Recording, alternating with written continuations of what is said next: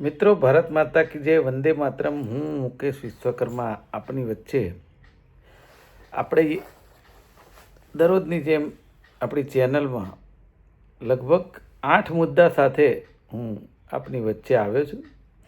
અને આ જે 8 મુદ્દા છે તે પબ્લિકને સીધા સ્પર્શે. અને સૌથી આપણી બિટવીન ધ લાઇન પહેલું વાક્ય કે ગદ્દારીથી હંમેશા બચવું જોઈએ.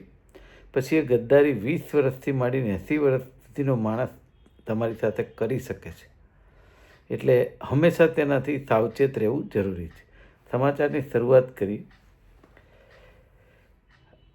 આ જે સરકાર ચાલી રહી છે ગુજરાતમાં અને દેશમાં, ઘણીવાર ભારતીય જનતા પાર્ટીના પ્રવક્તાઓ અને નેતાઓ વાત કરતા હોય છે વિકાસની, અને એમાં પણ જ્યારે આરોગ્યની વાત આવે ત્યારે એ લોકો વાત કરતા હોય કે આયુષ્યમાન કાર્ડ યોજના અમે લાવ્યા. મિત્રો, આયુષ્યમાન કાર્ડ યોજના સારી બાબત છે, પરંતુ આ આયુષ્યમાન કાર્ડ યોજના જે છે એના વગર આઝાદીથી અત્યાર સુધીમાં હાલ પણ સિવિલ હોસ્પિટલો જે છે ને એ કોંગ્રેસની સરકારે બનાવેલી છે, અને એની અંદર તમામ પ્રકારની સુવિધા ફ્રી ઓફ કોસ્ટ મફત આપવામાં આવે છે. પરંતુ આ જે આયુષ્યમાન કાર્ડ યોજના છે એ ગુજરાતમાં કેટલાય ટાઈમથી એક કૌભાંડ કરવાનું એક સાધન હોય એનો પર્યાય બની ગઈ છે.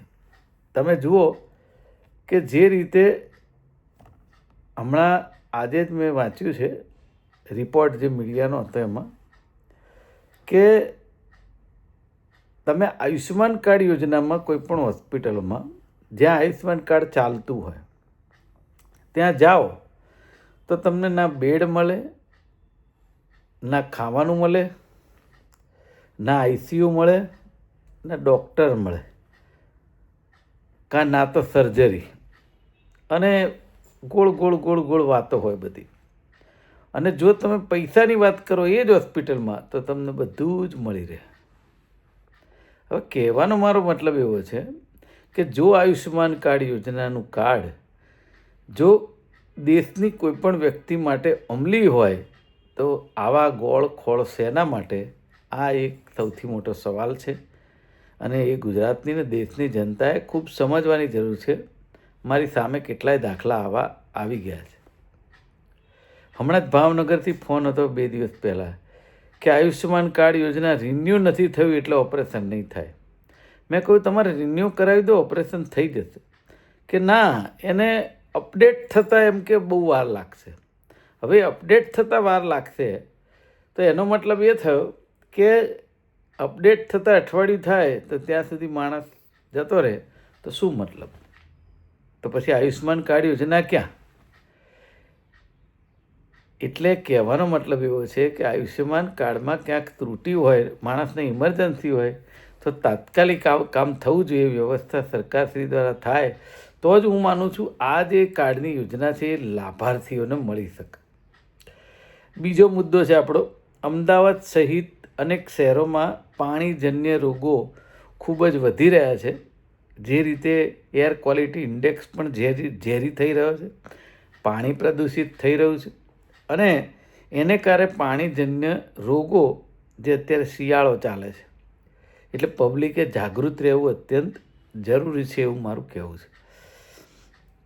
ત્રીજો મુદ્દો છે કે મિત્રો, હું રોજ કહું છું કે જ્યાં સુધી કાયદો અને વ્યવસ્થા કડક નહીં હોય ત્યાં સુધી ગુના વધતા જશે. અને આ નવું એક બહાર આવ્યું કે ધોરણ 12 પાસ કે 10 પાસ એવા 2 દીકરા સાયબર ગઠિયા થઈ ગયા. 5 કરોડ ઓઢવ વિસ્તારમાં એમણે કોઈકની પાસેથી પડાવી લીધા.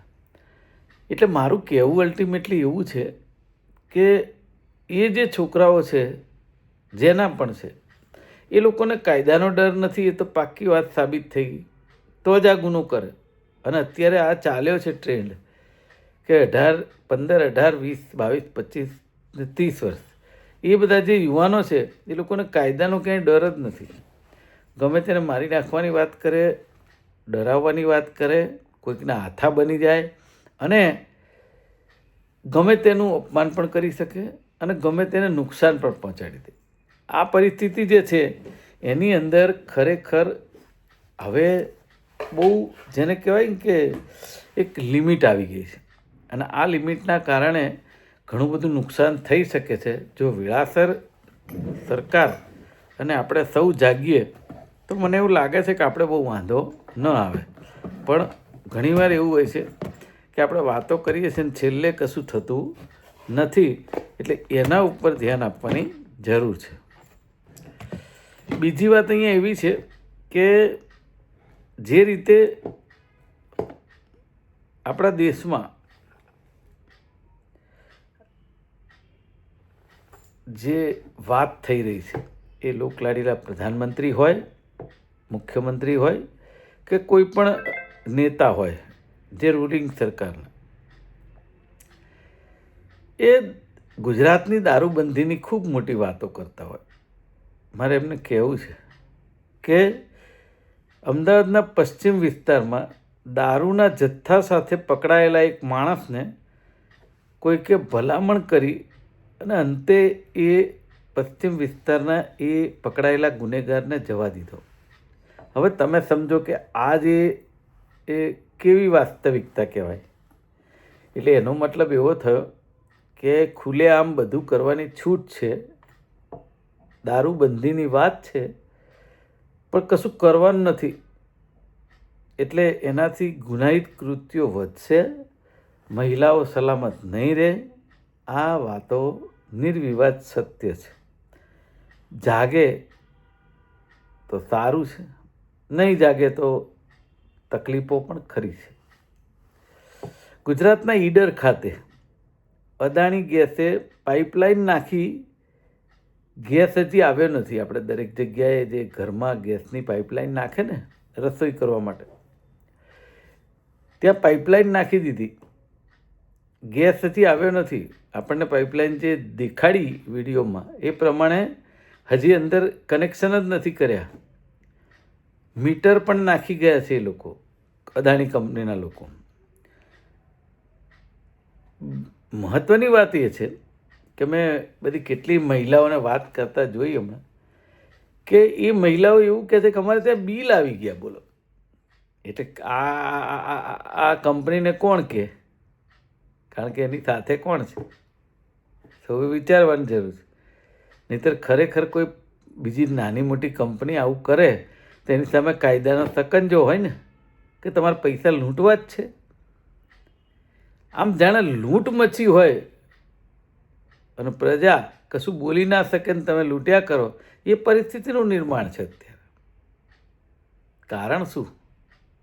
કારણ કે આજે દેશના વડા કે રાજ્યના વડા આની ઉપર ધ્યાન નથી આપી રહ્યા, એટલા માટેની વાત છે. કાયદો અને વ્યવસ્થાની વાત વારંવાર એટલે કરું છું. રોજે રોજ કેટલાય લોકો હેરાન પરેશાન થઈ રહ્યા છે. અરે સાહેબ, સિનિયર સિટીઝન લોકો હેરાન થઈ રહ્યા છે. હવે સિનિયર સિટીઝન માટે તો મહત્ત્વના કાયદાની વાતો થાય, ખરેખર એ લોકો હેરાન થઈ રહ્યા છે.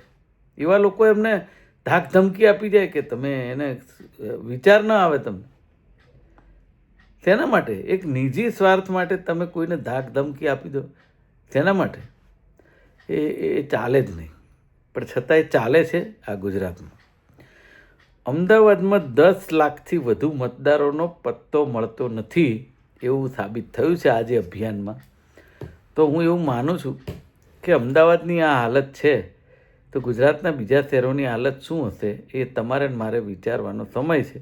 કારણ કે આ જે 10 લાખ મતદારોનો અત્યારે પત્તો નથી, તો પછી એ 10 લાખ મતદારો ડુપ્લિકેટ હતા અને એ 10 લાખ ડુપ્લિકેટ મતદારો દ્વારા શું શું કાર્યવાહી કેવી રીતે ચૂંટણી દરમિયાન થઈ, તમે, હું, જનતા અને અધિકારીઓને નેતાઓ સૌ કોઈ જાણે છે. માટે જાગવાની જરૂર છે. ગુજરાતની જનતા જાગે તો વધારે સારું. બાકી પરિસ્થિતિ ઠેરની ઠેર છે, એ વિચારવાનો સમય છે. આજે બસ આટલું જ. આવતીકાલે ફરી મળીશું. આપનો ખૂબ ખૂબ આભાર.